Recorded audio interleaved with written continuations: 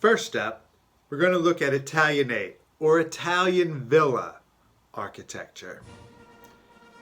Some of the chief characteristics are low-pitched roofs, wide eaves, corbels or brackets, square towers or cupolas, and chamfered columns for porches.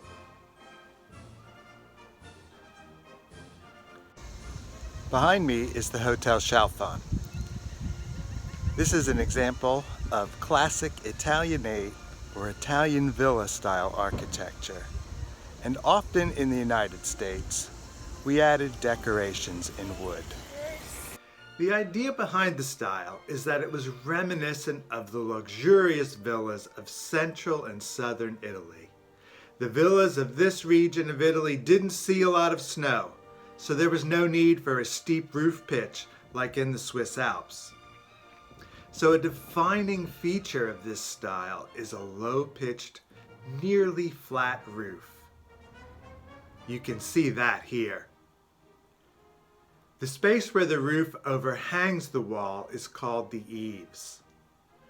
Eaves are usually large on Italian villas. Here we can see a generous overhang on this roof. And finally, underneath that generous overhang, we see both corbels and brackets. Corbels and brackets are pieces that protrude from a wall and are designed to support the weight of the roof edge or porch.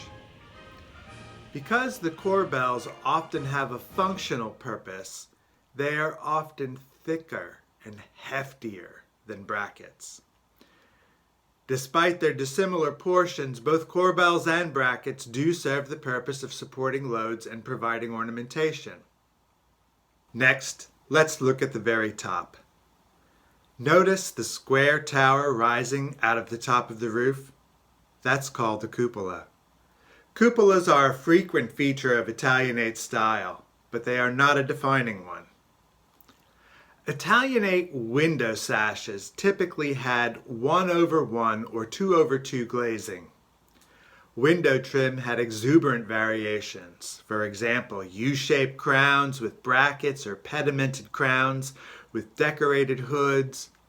Arched and curved windows were popularized in America by the Italianate trend. We see a few of those arch-shaped windows here.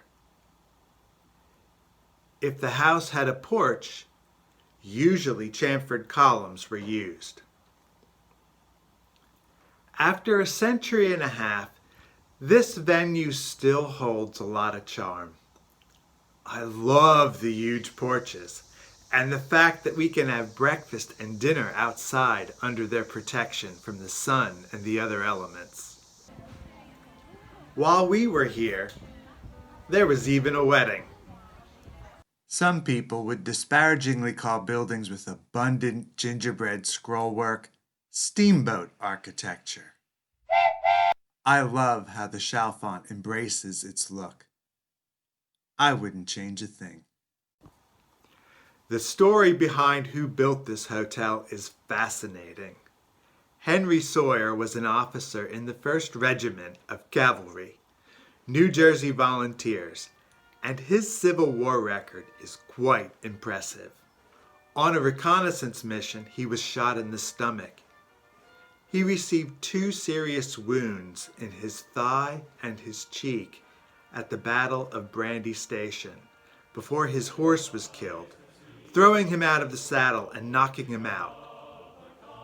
Captured by Confederates, he ended up in a Confederate prison. Sawyer's name was one of 2 drawn in a lottery to determine who would be executed in retaliation for previous Union executions of 2 Confederate officers. The Union would be the states from the North, and the Confederacy would be made of the Southern states during the United States Civil War. Sawyer's wife's personal plea to President Abraham Lincoln ultimately won him a stay of execution. The Union then arranged an exchange for 2 Confederate prisoners they had captured. One of those two exchanged prisoners was William Henry Fitzhugh Lee, or Rooney, as he was called when he posed for this photo with his dad, who was none other than the Confederate General Robert E. Lee. Next up, we're going to review Gothic Revival.